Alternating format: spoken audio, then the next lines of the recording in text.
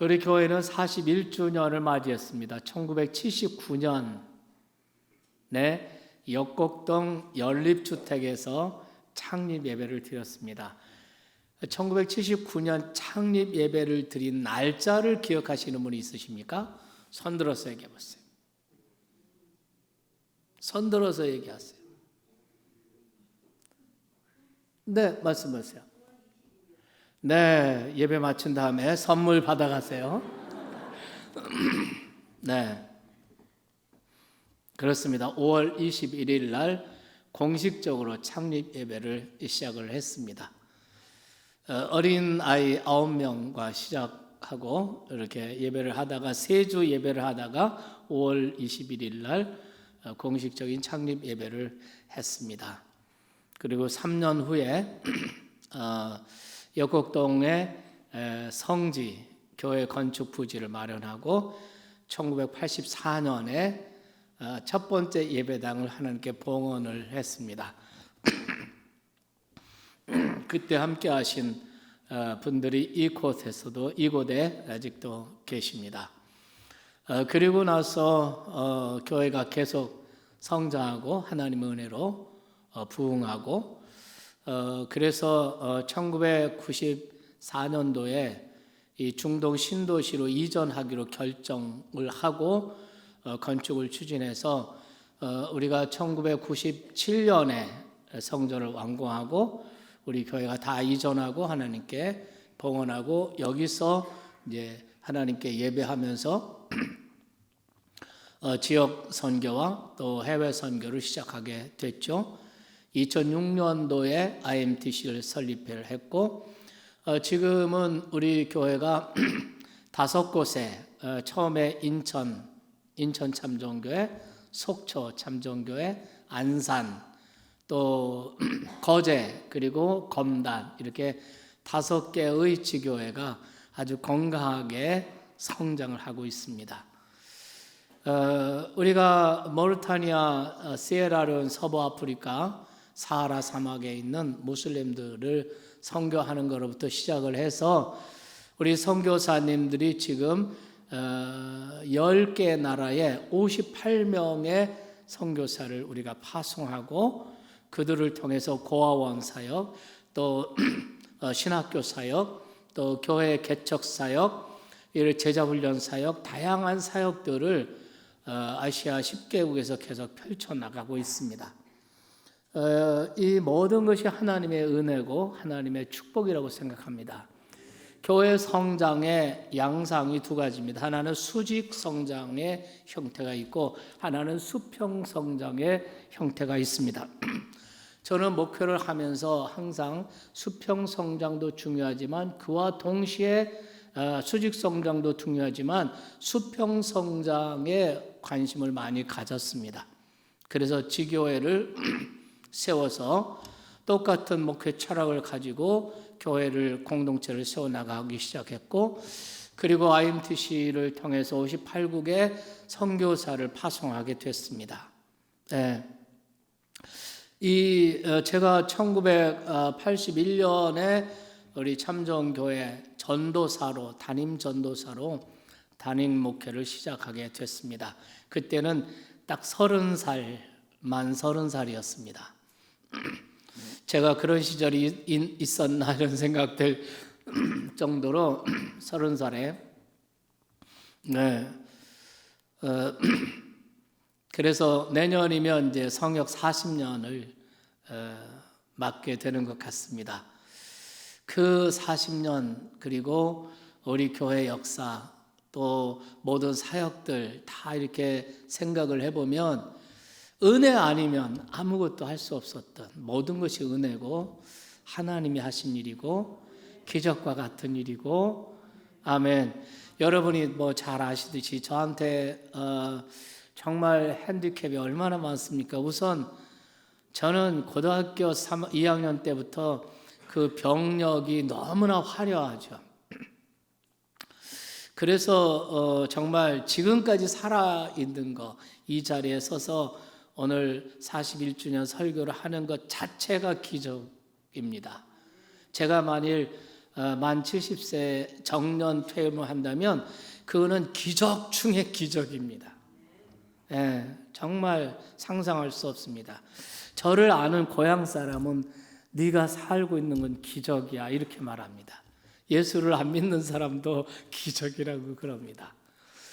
하나님의 은혜가 아니면 아무것도 할 수 없었는데, 그리고 하나님께서 무엇보다도 우리 성도님들, 우리 평신도 동역자인 우리 성도님들, 우리 장로님들을 비롯해서 참 좋은 가족 여러분에게 오늘 창립기념주일을 맞이해서 다시 한번 감사를 드리고 주님의 이름으로 여러분을 축복합니다. 오늘 우리가 이제 교회 생일이니까 우리 생일 축하 노래 한번 해보고 싶은데 괜찮겠습니까? 생일 축하합니다. 한번 생일 축하 노래 한번 하겠습니다.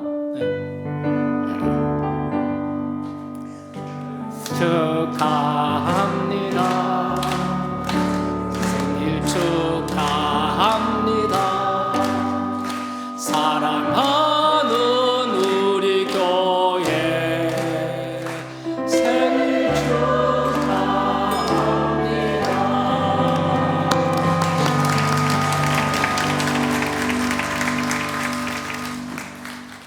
오늘 저는 창립 41주년 설교로 교회는 축복의 산실입니다. 이런 제목으로 에베소에서 나오는 교회론을 가지고 설교를 하도록 하겠습니다.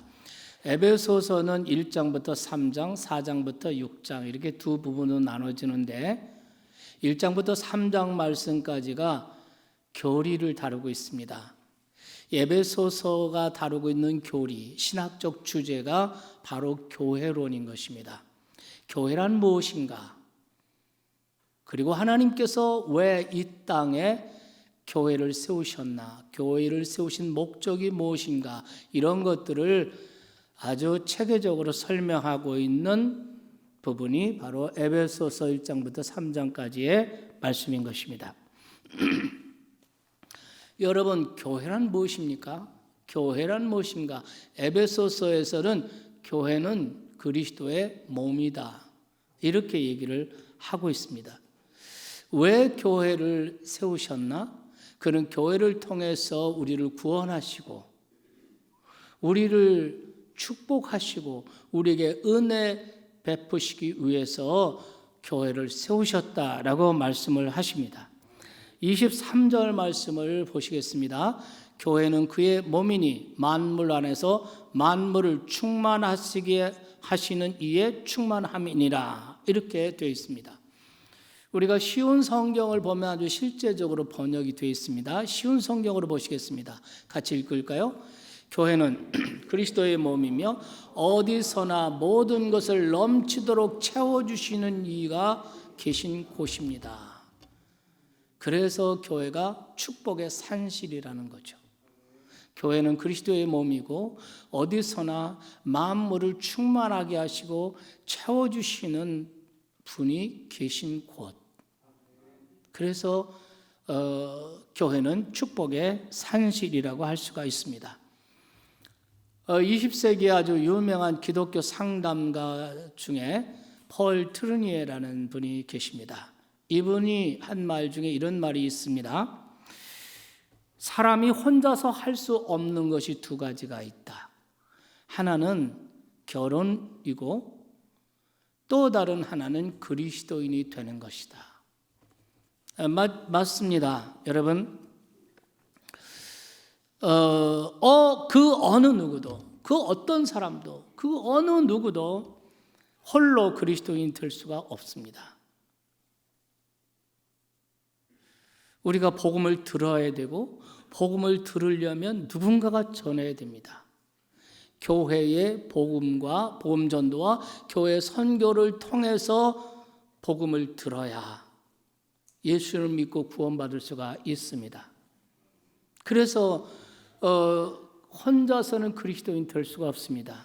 또 예수를 믿고 구원받으면 교회 공동체에 속하지 않고는 건강하고 행복한 신앙생활을 할 수가 없고 믿음이 온전하게 성장할 수가 없습니다. 그래서 결혼을 혼자 할 수 없는 것처럼 그리스도인이 혼자 될 수가 없다. 신앙생활의 세 가지 요소를 3C로 표현합니다. Christ, Church, 그 다음에는 Cell입니다. 그리스도, 교회, 소그룹. 이것이 건강한 행복한 신앙생활의 세 가지 요소. 그 중에서 특별히 교회, 이 교회를 세우신 목적이 우리를 넘치도록 은혜로 충만케 하시려고. 오늘 성가대 찬양 가사 가운데 은혜가 넘쳐 흐르는 곳 이렇게 말하죠. 교회는 은혜가 넘쳐 흐르는 곳. 하나님께서 우리를 구원하시고 구원하신 우리를 교회를 통해서 은혜 주시고 성장하게 하시고 복되게 하시고, 믿습니까? 그러기 위해서 교회를 세우셨다는 것입니다. 우리는 교회를 통해 그리스도인으로 태어나고 교회를 통해 넘치는 은혜를 체험하고, 우리는 교회를 통해 주님의 거룩한 사역에 참여를 하고, 우리는 교회를 통해서 이 땅에 하나님의 나라를 세워가고 확장해 나가는 거룩한 삶을 살게 되는 줄 믿습니다. 쉬운 성경 말씀 그대로입니다. 교회는 그리스도의 몸이며 모든 것을 넘치도록 채우시는 분이 계신 곳입니다. 그래서 사도 바울께서 에베소에서 이렇게 교회에 대해서 이렇게 얘기하는 중요한 이유가 있습니다. 우리 그리스도인들은 교회 중심으로 신앙생활하고 교회 중심으로 삶을 살아가야 한다는 것입니다. 이것이 에베소서의 신학입니다. 유진 피터슨의 메시지 성경이 있는데 이 본문을 이렇게 얘기합니다. 메시지 성경은 성경을 그대로 직역한 것이 아니고 의역하고 풀이하고 설명한 것입니다. 한번 보시겠습니다. 모든 일의 최종 결정권을 가지고 계신 분은 그리스도이십니다. 이 모든 것의 중심에서 그리스도께서 교회를 다스리고 계십니다. 여러분도 알다시피 교회는 세상의 변두리가 아니라 세상의 중심입니다. 같이 읽겠습니다. 교회는 말씀하시고 활동하시며 교회를 통해 만물을 자신의 임재로 가득 채우십니다. 정말 멋진 그런 설명이죠. 교회가 세상의 변두리가 아니라 세상이 교회의 변두리라는 것입니다. 예수님은 세상 모든 것의 중심에 국가나 정부를 세운 것이 아니라 교회를 세우셨다는 것입니다. 그래서 교회는 사이드가 아니라 센터입니다. 교회는 가장자리가 아니라 한복판입니다. 마이너가 아니라 메이저입니다. 그래서 바울은 말합니다. 교회는 그리스도의 몸이다. 그렇기 때문에 예수를 믿는 우리 모든 사람들은 교회를 중심으로 살아야 한다는 거예요. 그런데 오늘날 현대 교인들은 교회 중심으로 살지 않고 있습니다. 교회 생활은 이미 변두리로 밀려나 있는 듯합니다. 더 이상 주일 개념이 무너집니다. 주일 개념으로 살지 않고 주말 개념으로 삽니다. 그래서 연휴가 겹치면 사람들은 주일을 끼고 여행을 가고 놀러 다닙니다. 주일 아랑곳하지 않습니다. 갤럽 조사에 의하면 50% 정도의 사람들, 그리스도인들, 교인들이 교회 행사나 교회 비전에 대해서 전혀 무관심하다고 그런 조사가 있습니다. 점점 무너집니다. 지난 5월 초에 연휴 기간 동안 주일이 앞에 있었습니다. 많은 사람들이 그 황금 연휴를 통해서 막 전국의 도로가 체증이 일어났습니다. 어느 신문에서는 그 현상을 보복나들이 이렇게 표현을 했더라고요. 코로나 때문에 억제되고 움직이지 못하고 있다가 연휴가 되고 거리 해제가 되니까 사람들이 마치 보복이라도 하듯이 밖으로 나가기 시작했고, 결국 수많은 젊은이들이 이태원의 클럽에 춤추고 또 뭐 술 마시고 이런 일들이 정말 대단하지 않습니까? 야, 아니 그 무슨 클럽에 한번 가서 술 먹고 뭐 춤추고, 믿지 않는 사람 그럴 수 있지만, 아니 어떻게 뭐 하룻밤에 뭐 4군데 5군데를 막 돌아다닙니까? 그리고 모인 사람들이 뭐 발 디딜 틈이 없이 그 젊은 이들이 정말 그 방황하고 그들의 가슴에 그 허무함을 채우지 못해서 참 그런 곳에 가서 그렇게 춤을 추는 그 젊은이들이 너무나 안 됐고, 그들의 가슴 속에 있는 그 절망감들이 느껴지는 것 같아서 오히려 저는 마음이 많이 아팠습니다. 네. 저는 이번 연휴 때 많은 사람들이 그 놀러 가고 여행을 갔는데, 정말 이 주일 개념을 망각하고 그들 속에 끼어 있었던 이런 그리스도인들은 없었을까? 어쨌든 주일 개념이 무너지고 있습니다. 여러분 어떻습니까? 저는 코로나 이후에 코로나를 겪으면서 우리 성도들 참된 그리스도인이라면 정말 절감한 거, 새롭게 느낀 거, 체험한 거, 예배 공동체의 소중함. 우리가 함께 모여서 하나님께 마음껏 찬양하고 하나님을 예배하고 하나님의 임재를 체험하고 함께 기도회로 모여서 서로를 위해서 붙들고 기도하고 강구하고 찬양하고 이러한 것들에 대한 소중함, 우리가 정말 일평생 동안 한 번도 경험하지 못한 것을 경험했습니다. 타의에 의해서 상황 때문에 어쩔 수 없이 교회 못 가고 예배 참석 못하고 찬양 못하고 함께 서로를 위해서 기도하는 이 모든 것이 다 중단되는 이런 사태를 겪으면서 참된 기독교인이라면 예배의 소중함 다시 절감했을 거라고 생각합니다. 교회 공동체의 소중함 다시 절감했을 거라고 생각합니다.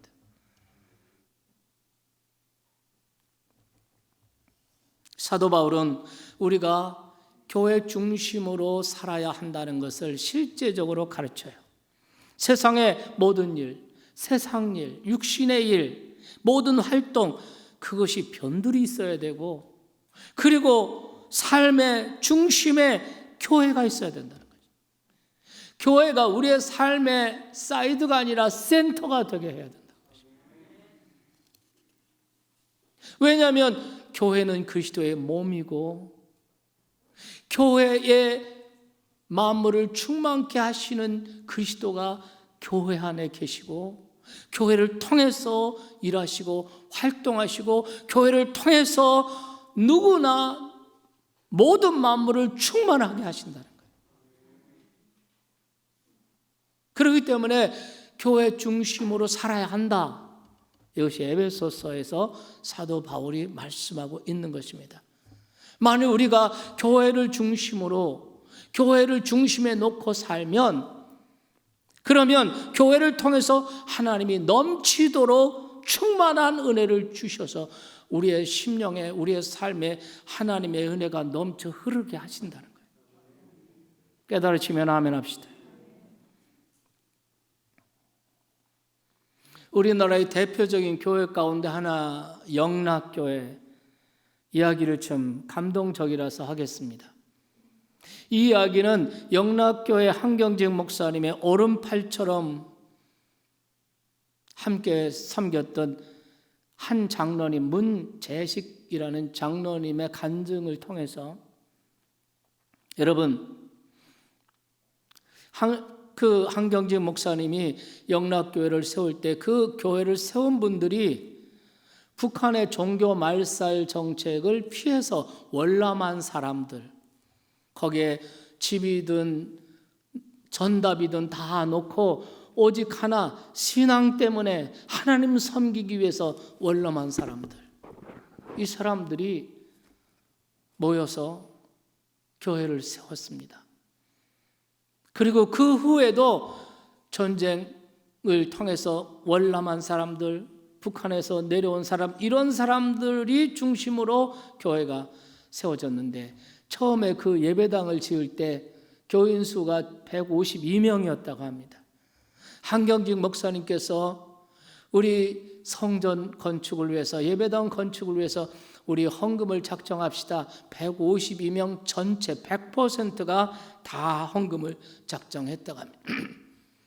그때 헌금을 작정할 때 이 한경직 목사님이 성도님들에게 도전을 주시기를, 우리가 빈손으로 월남했다. 우리는 모든 걸 다 놓고 내려왔다. 신앙 한 가지, 하나님 믿는 신앙 한 가지 때문에 왔다. 열흘 먹을 양식만 남겨놓고 전부를 하나님께 드리자. 이렇게 도전을 하셨답니다. 근데 152명 가운데 47명이 정말 열흘 먹을 것만 남겨놓고 가지고 있는 모든 것을 다 드린 거예요. 성경에 나오는 생활비 전부를 드린 과부와 같은 그런 헌신이죠. 그걸 드렸습니다.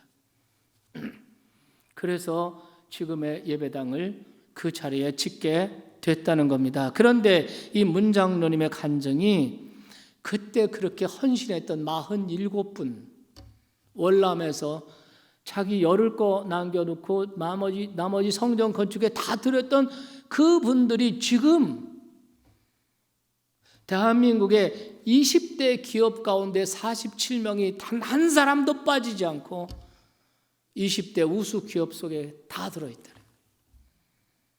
그래서 한경직 목사님 강조하시기를, 교회는 축복받고 영광을 누리는 곳이다. 얼마나 멋집니까? 이것이 교회에서 말하는, 에베소서 말하는 교회의 영광성입니다. 교회는 은혜 받고 축복받고 영광을 누리는 곳이다. 영광을 누린다는 것은 교회를 통해서 하나님의 임재를 체험하고 하나님의 임재로 충만해지는 것을 말하는 것입니다. 이 예배당을 지을 때 하나님께서 저에게 감동을 주셔서 우리 성도님들에게 도전했습니다. 여러분, 이 예배당을 짓는데 1억 이상을 헌금하실 분 10가정이 필요합니다. 아무리 생각해도 100만 원, 200만 원 내가지고 이 예배당을 지을 가능성은 없어요. 적어도 1억 이상을 헌금하는 분 10가정만 되면 나머지는 여시아 해가지고 될 것 같더라고요. 하나님께 기도하고 그 다음날 제가 설교했습니다. 역곡동 교회에 있을 때 이 예배당을 지으면서, 그런데 그날 여러분 10명의 1억 헌신자가 나왔어요. 그 다음 주에 발표했습니다. 이름은 발표하지 않았지만 발표했습니다. 얼마가 확보됐습니다. 그러니까 성도님들이 그때부터 자신감이 생긴 거예요. 할렐루야. 이제 할 수 있겠다. 우리가 조금만 힘을 합하면 할 수 있겠다. 이런 믿음이 생긴 거죠. 사랑하신 여러분, 예수님께서 이 땅에 교회를 세우신 목적이 무엇일까요? 우리를 구원받게 하고 하나님 나라의 축복을 누리게 하기 위함 줄로 믿으시기 바랍니다. 그래서 교회는 축복의 산실이에요. 축복의 근원지입니다. 오늘도 하나님께서는 교회를 통해서 만물을 충만하게 하시고 은혜가 넘치게 하시는 것을 믿으시기 바랍니다. 우리가 역사적으로 보면은 악한 정권, 독재 정권이라든가 공산 정권이라든가 또 안티 기독교 세력들이 끊임없이 교회를 핍박했어요. 로마 제국으로부터 시작해가지고, 그 이전에 유대 교권자들로부터 시작해서 로마 제국으로부터 시작해서, 여러분 역사 속에 그 나치 독일 히틀러의 그 박해, 말로 다 할 수 없죠. 전쟁, 공산 혁명하면서 기독교인들이 약 1억 명을 숙청하고 죽였습니다. 이렇게 엄청난 박해가 있었지만, 그러나 교회는 끄떡하지 않았습니다. 교회는 무너지지 않았습니다. 흔들리지 않았습니다. 축소되지 않았습니다. 교회는 계속 견고하게 부흥하고 성장해 왔습니다. 공산주의는 무너졌습니다. 히틀러도 무너졌습니다. 로마 제국도 무너졌습니다. 오스만 터키도 무너졌습니다. 기독교를 박해하던 어떤 세력도 다 무너졌는데 교회는 군대가 있습니까? 총칼이 있습니까? 무슨 무기가 있습니까? 아무것도 없는데 교회는 견고하게 성장하고 부흥하고 할렐루야. 오늘날 이렇게 됐습니다. 여러분, 이것은 예수님께서 이미 선언해 주신 것입니다. 마태 16장 18절의 말씀 보면은 내가 이 반석 위에 내 교회를 세우리니 음부의 권세, 지옥의 권세, 마귀의 권세가 이기지 못하리라 그랬습니다. 어떤 세력도, 지옥의 세력, 죄악의 세력, 그 어떤 마귀의 세력도, 어떤 악한 세력도 교회의 영적 권세를 이기지 못하고 교회의 부흥과 성장을 막지 못했습니다. 그래서 사도 바울은 그것을 오늘 이 에베소에서 뭐라고 말씀하시냐면은 예수님 자신이 교회의 모퉁이 돌이 되셨다는 것입니다.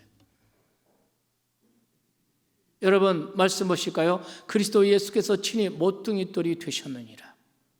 에베소 교인들이 바울 서신인 이 에베소서의 편지를 받으면서 예수님이 교회의 모퉁이 돌이 되셨다는 이 말을 너무나도 잘 알고 이해를 하였을 거라고 생각합니다. 왜냐하면 에베소에서는 여신 아르테미스 신전이 거대한 신전, 길이가 130m, 폭이 90m, 높이가 22m. 한번 그 그림을 한번 보여주시겠습니까? 에베소에 있는 아르테미스 신전입니다. 이런 신전입니다. 얼마나 대단해요. 이 기둥의 높이가 22m입니다. 22m 기둥이 받쳐주고 있습니다. 100개의 기둥이 있습니다. 이게 아르테미 여신 신전입니다. 그런데 여러분, 바울께서는 이 신전을 바라보면서 이 신전이 전국에는 다 무너지고 돌더미가 될 것을 내다보면서 말하는 것입니다. 그러나 교회는 예수님 자신이 모퉁이 돌이 되셨다는 거예요. 그래서 교회는 무너지지 않을 것이라는 것입니다. 여러분 지금 이 아르테미 신전의 모습을 한번 보시겠습니까? 사진 한번 보시죠. 거기 지금 보시면 완전히 다 무너졌습니다. 기둥 하나 남아 있습니다. 기둥도 저거 온전히 서 있는 게 아니면 다 무너진 거를 사람들이 다 가져다가 폭에 올려놔서 저 기둥 하나 만든 겁니다. 저 기둥 얼마 안 되는 것 같지만 가서 보면 정말 어마어마한 큰 기둥입니다. 다 무너졌습니다. 아르테미 신전은 다 무너질 것입니다. 세상의 모든 권세는 다 무너질 것입니다. 그러나 바울은 교회는 무너지지 않을 것이다. 왜냐? 예수님 자신이 교회의 모퉁이 돌이 되시기 때문에. 사람들이 예수님을 십자가에 못 박아 죽여버렸지만 그러나 예수님은 죽은 자 가운데서 부활하시고 지금도 살아계십니다. 그분은 교회의 머리가 되시고 교회 중심에서 교회를 통치하시고 다스리십니다. 교회는 그리스도의 몸이십니다. 그러니까 교회는 단순히 건물이 아니에요. 교회는 예수님 자신의 몸이에요. 그렇기 때문에 교회는 예수님의 몸과 동일입니다. 예수님이 가지신 생각, 비전, 꿈, 예수님의 인격, 삶, 예수님의 사역, 그 모든 것과 우리 교회가 동일하게 돼야 우리는 비로소 그리스도의 몸으로서의 참 좋은 교회가 되는 줄 믿으시기 바랍니다. 교회는 빌딩이 아니에요. 바디입니다. 그러니 예수님께서 세우신 교회는 결코 무너지지 않는다. 음부의 권세가 이기지 못하리라는 것입니다.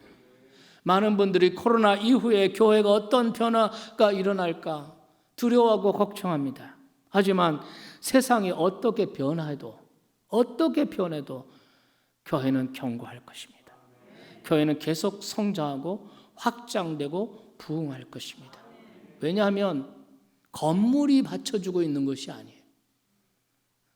예수님 자신이 이 교회를 바치고 있는 모퉁이돌이 되시기 때문에 그분이 살아계시고 그분이 영원하신 한 교회는 영원할 것입니다.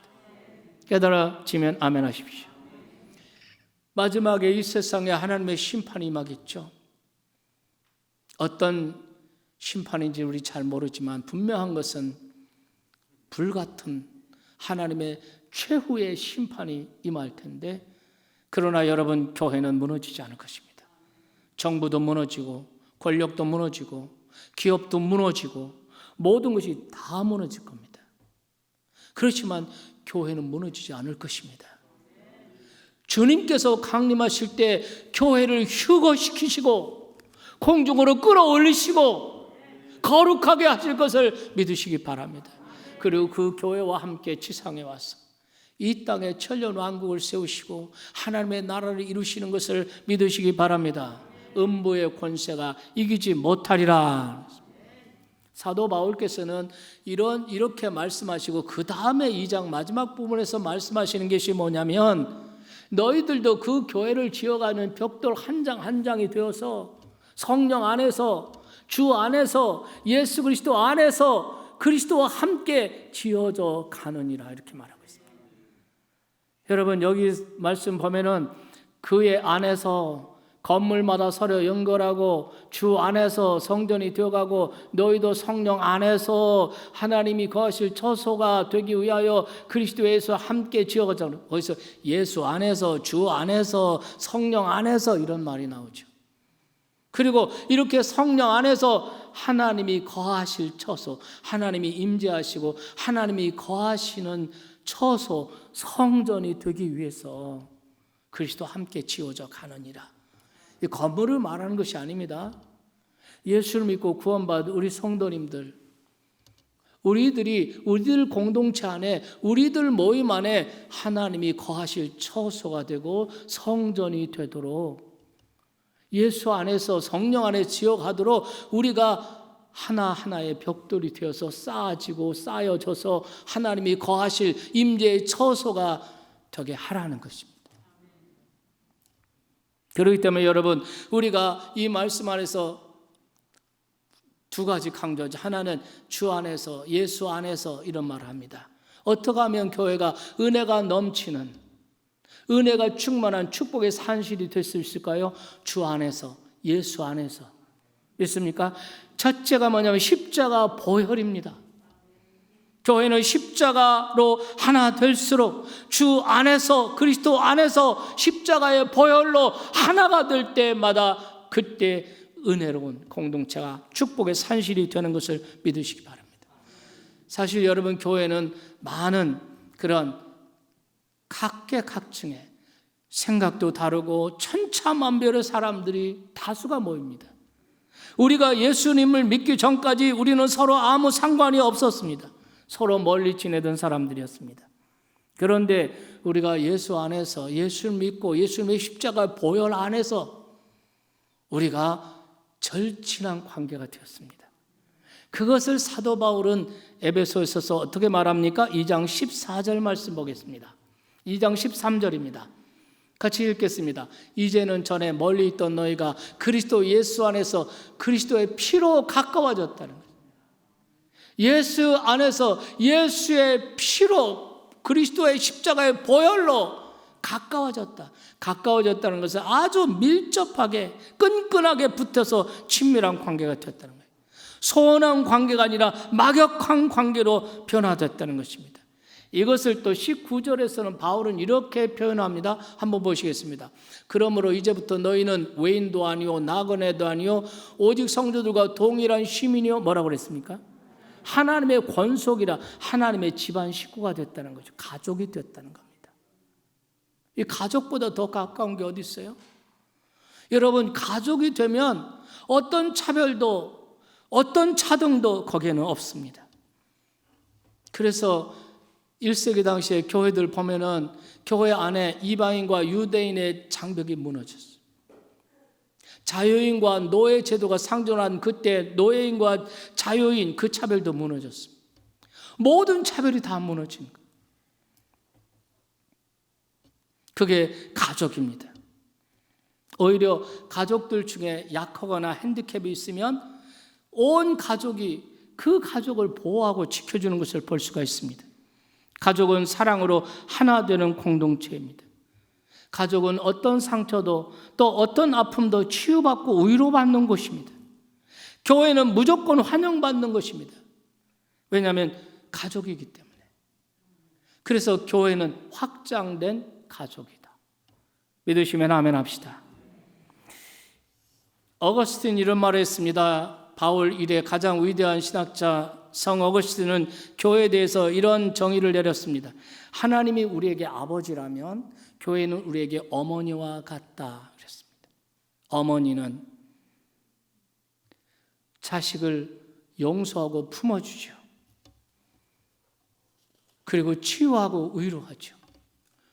비록 아버지가 엄해서 징계를 하고 훈계를 했을지라도 어머니는 품어주고 어머니는 위로해주고 치유해주죠. 여러분, 예수님은 죄인을 정죄하고 죄인을 판단하고 배척하기 위해서 오신 분이 아니에요. 예수님은 죄인을 용서하시고 용납하시고 죄인을 구원하러 오신 줄로 믿습니다.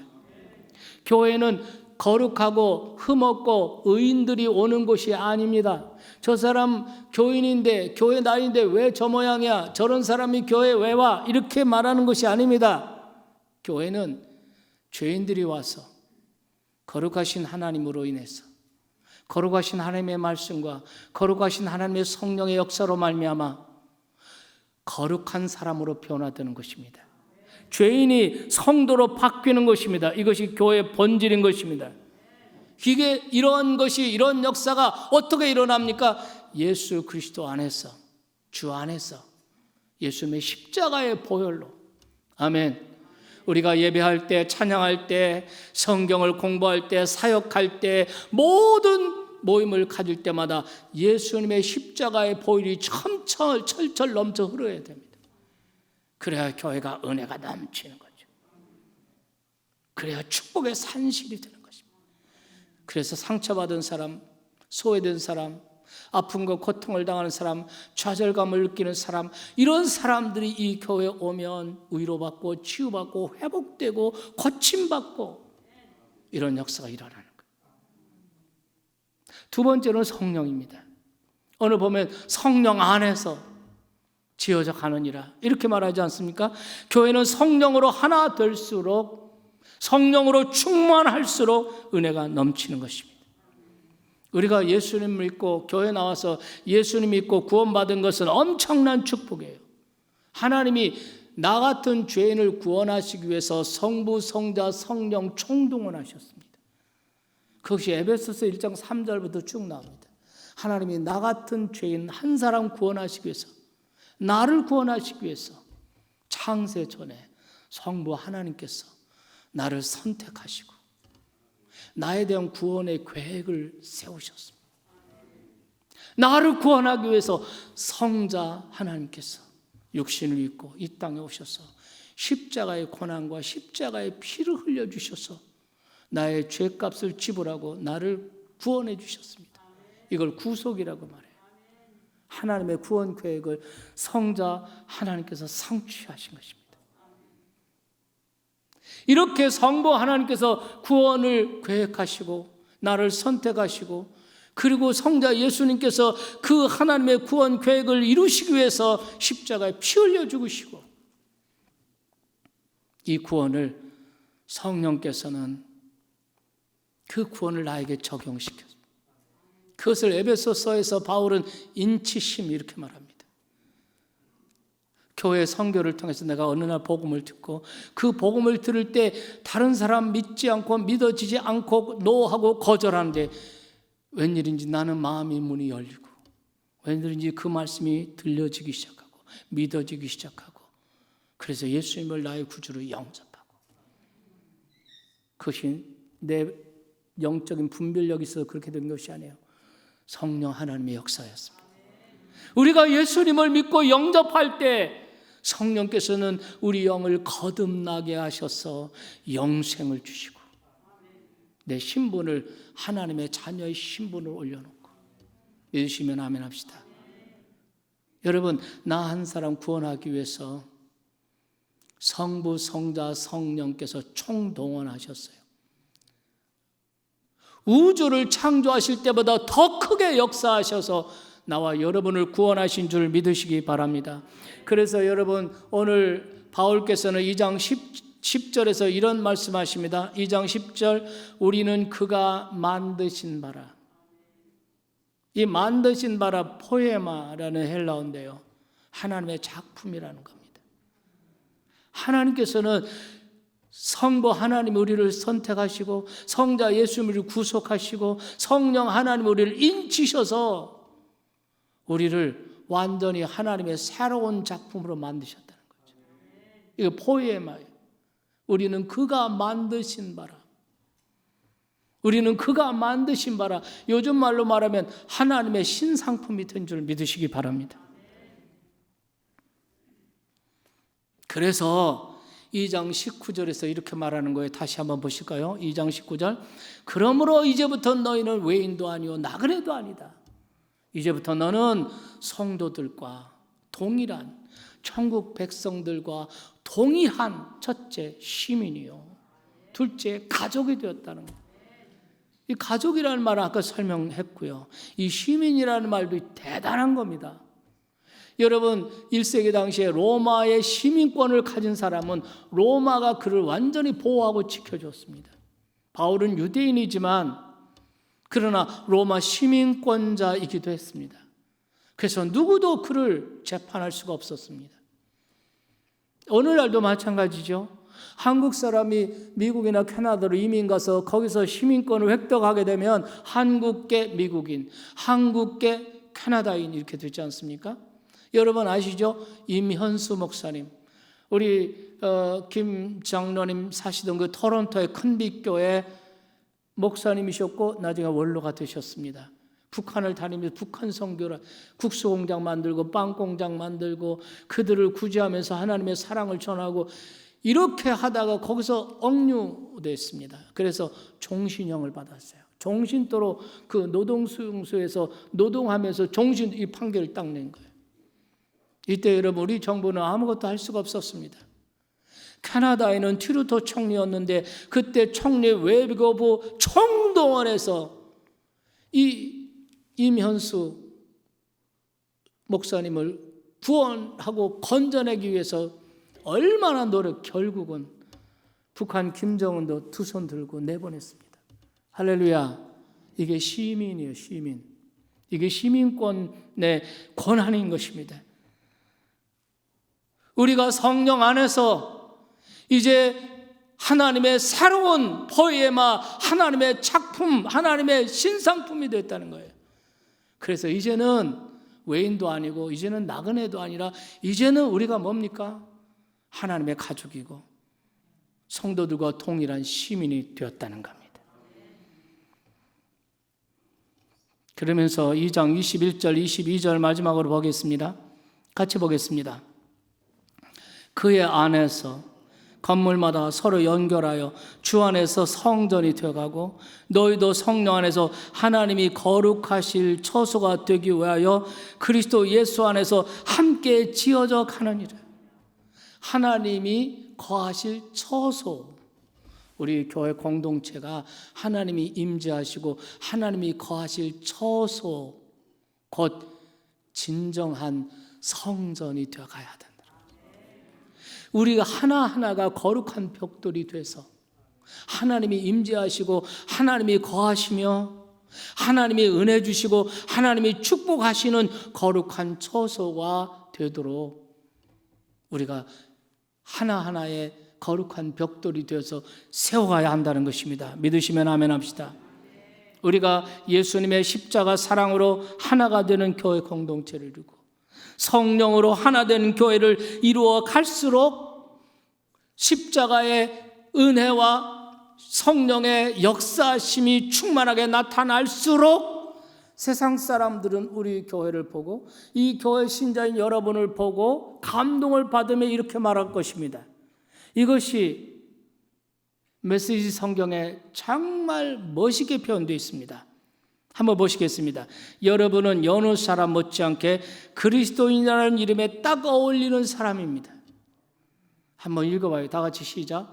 여러분은 여느 사람 못지않게 그리스도인이라는 이름에 딱 어울리는 사람입니다.